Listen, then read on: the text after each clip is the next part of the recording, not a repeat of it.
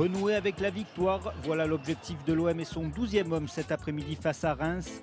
Dans le haut du virage sud, les Winners déploieront une grande voile pour saluer les équipes sur la pelouse.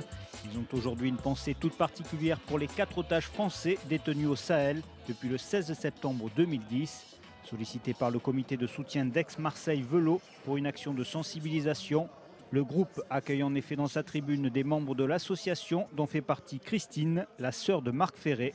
Celle-ci a eu des nouvelles concernant son frère il y a quelques semaines. Ça a été, je dirais, une vidéo qui a à peu près un mois, dans laquelle ils sont effectivement tous vivants, donc c'est quelque chose qui nous rassure. Mais c'est vrai que le stress, on l'a depuis le départ, parce qu'on ne sait pas dans quelles conditions ils sont détenus, dans quel état physique et moral ils sont aussi. Et là, c'est vrai que cette semaine, la guerre a redémarré au Mali. Et comme on ne sait pas où ils se trouvent exactement, nous sommes très très inquiets. Faites monter la voile, voilà, ne la brûlez pas. Voilà, faites-la monter.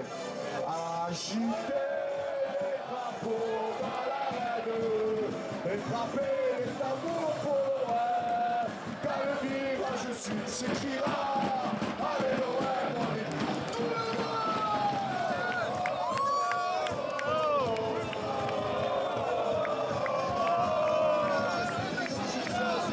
Allez l'OM, on est tous avec toi.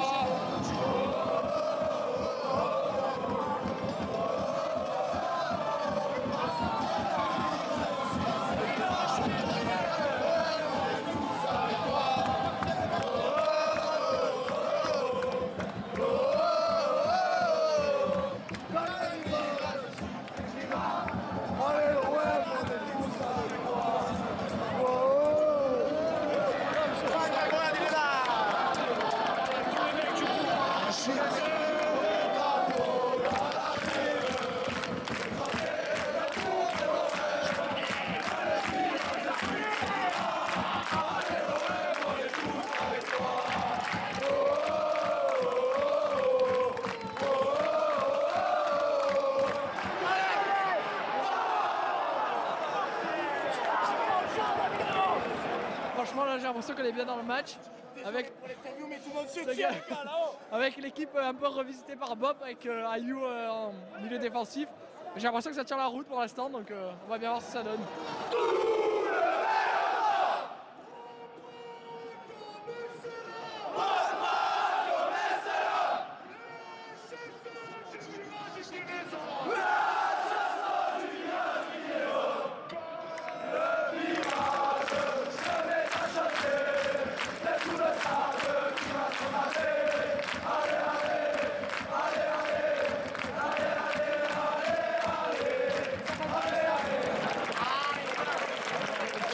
Ça fait plaisir, ça change, il y a déjà quand même un peu plus de pression sur le but adverse. Le schéma Payet à gauche qui retrouve ses positions comme Ali, il est Thauvin à droite, c'est nickel. Ça change, ça fait plaisir.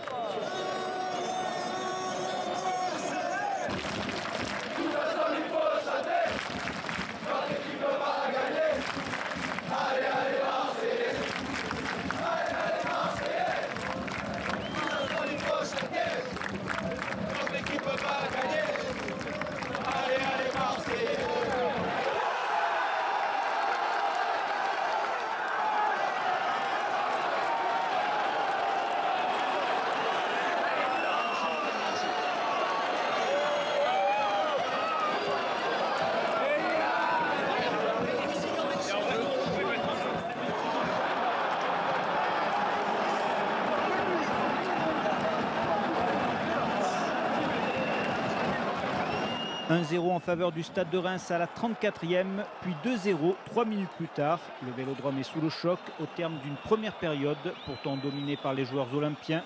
Un scénario catastrophe pour l'OM qui se doit de réagir au retour des vestiaires. Situation plus que compliquée à la pause.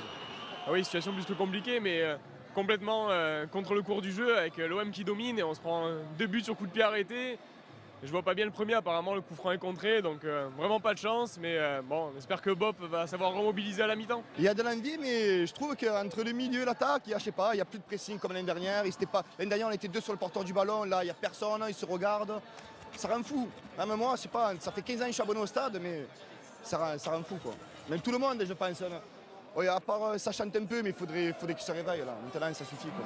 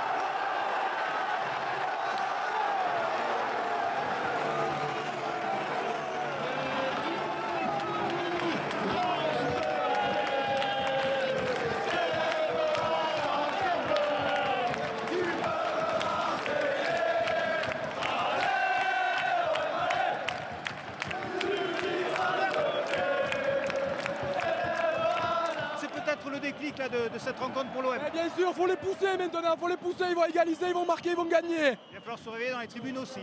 Bien sûr, mais nous on chante, nous. Faut que tout le monde nous suive maintenant. C'est sûr qu'à 2-0, on n'y croyait plus. Et là, on y croit, on va continuer de chanter pour eux en espérant qu'ils reviennent dans le match.